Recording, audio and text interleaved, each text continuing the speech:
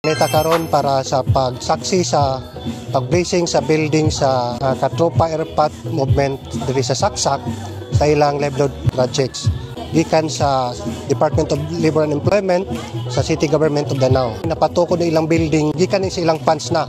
So ang project ani nila sa gisubmit sa Doli, Pre-Rents Rhode Island o kaning sa Feedmill. Makatabang ni siya sa Farmers Association di lang kay sa diri sa Saksak sa bantang Farmers Association kay makasupply na niya ta og barato nga feeds nga nutritious para sa mga manok ug baboy.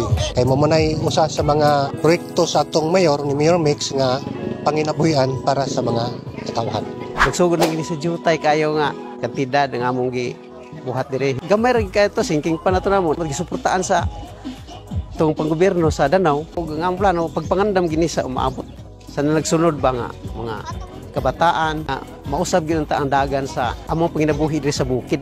Ako daghan na kay kong nadawat nga kayuhan diri sa maong asosasyon. Now sa among pangandoy sa maong grupo nga unta mulambo ug mulampos minini pinaagis pagtinabangay sa mga membro.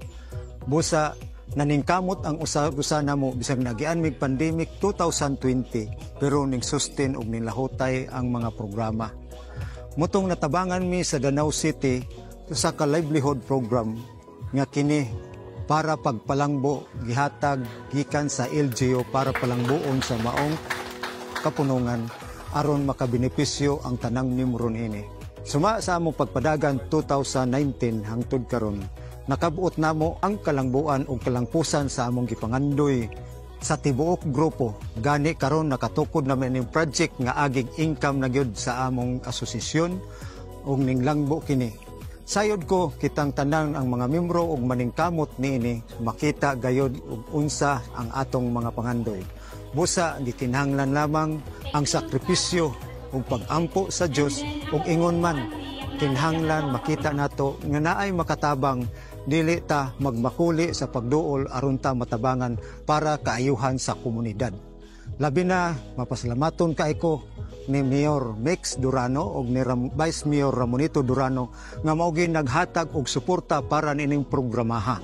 Busa pinaagi sa iyang administrasyon kami ang Katropa sa Saksak andam mo suporta sa tanang programa niya aron palangbuon ug mapalangbo namo para pa sa among kabatanunan ug sa mga sunod nga henerasyon.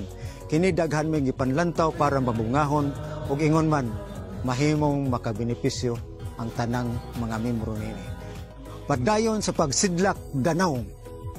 Ako tayo ni kalipay nga inyong ikahatag para sa mga membro sa Katropa Airpat o labi na gyud sa Danao City Government. Congratulations sa inyong first ever project Katropa Airpat Movement, Barangay Saksak Chapter. So, sa nga inspiration itihag sa Danao City Government kay bagyo po nga si Mayor makita ang iyahang kasing-kasing nga hatag o panginabuhian pondo puhunan para sa mga katauhan nga mga tugihan. So hinawag ka magpadayon o dagan pa mga community projects nga mahimo diri sa Barangay Saksak o sa uban pa sa mga dapit sa Danao.